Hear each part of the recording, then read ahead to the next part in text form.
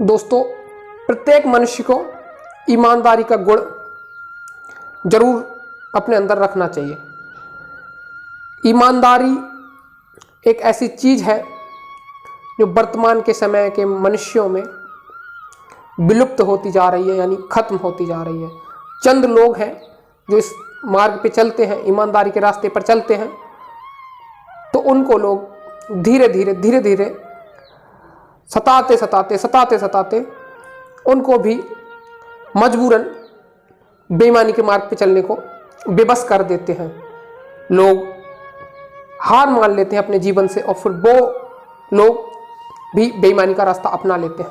लोग उनको सलाह देते हैं कि आप अगर ईमानदारी के रास्ते पे चलोगे, बेईमानी नहीं करोगे, थोड़ा बहुत बेईमानी नहीं करोगे, तो आपको रोटी नहीं मिलेगी, आप दाने दाने के लिए मोहताज हो जाओगे।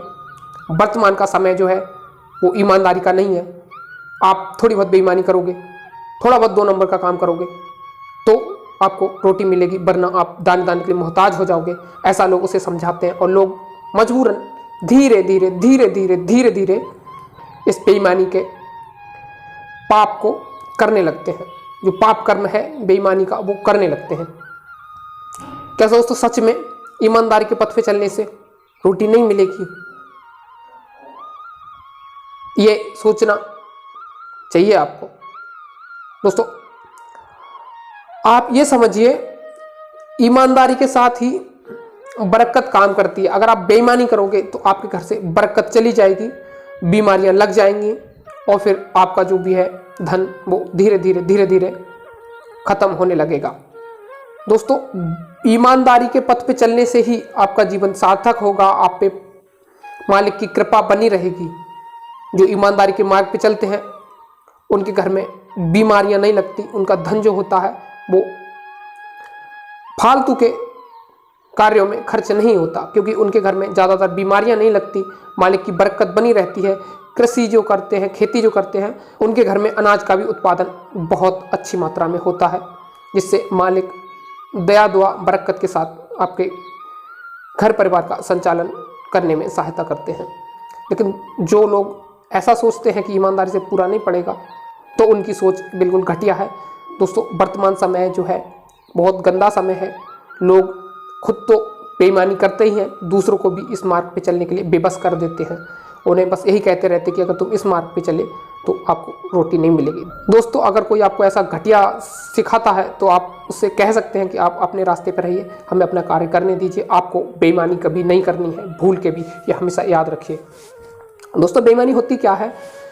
जब आप किसी के हक का खाते हो, किसी के हिस्से का आप खाते हो जो कि दूसरे के हक का है, लेकिन आप अपनी नीयत को खराब करके उसको खा जाते हो, ये बेईमानी है। दोस्तों, और बेईमानी क्या है? दोस्तों, जब बाजार में कोई वस्तु नहीं मिल रही है और आप उसका फायदा उठा के 10 रुपए की चीज को कई गुना दामों में जब बेचते हैं तो ये भी बेईमानी है। दोस्तों, हमेशा याद रखिए, किसी भी चीज की कमी का फायदा उठा के वस्तु को दुगने तिगने चौगने दामों में अगर बेचेंगे तो वो भी बेईमानी है। इसलिए अपने हक का खाओ, ईमानदारी का खाओ, ये परम आवश्यक है। तभी आप तरक्की कर पाओगे, तभी आपको बरकत मिलेगी। अन्यथा आपका जो धन है वो बीमारियों में, कोर्ट कचहरियों में, यानी कि कह सकते हैं फालतू के कामों में खर्च होता रहेगा। और आप तो कहोगे कि हमारे घर में हजारों आ रहे हैं, लाखों आ रहे हैं, करोड़ों आ रहे हैं, लेकिन धन टिकता नहीं। तो धन ना टिकने की सबसे बड़ी वजह है कि आपका जो पैसा है वो ईमानदारी का नहीं है। अगर आप चाहते हो कि आपके घर में अमन चैन बना रहे, आपके घर में सुख शांति बनी रहे, आपका धन जो है वो हमेशा आपके काम आए, व्यर्थ ना खर्च हो, तो आप ईमानदारी से अपना धन कमाइए।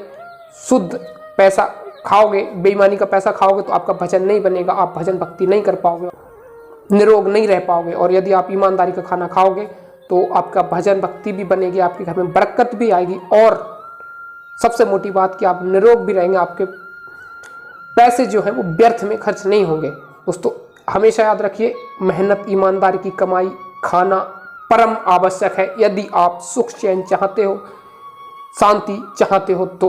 दोस्तों, आज की वीडियो में इतना ही। मैं मिलता हूँ दूसरी वीडियो में, तब तक के लिए मेरा प्रणाम सादर। जय गुरुदेव। अपना ख्याल रखिए।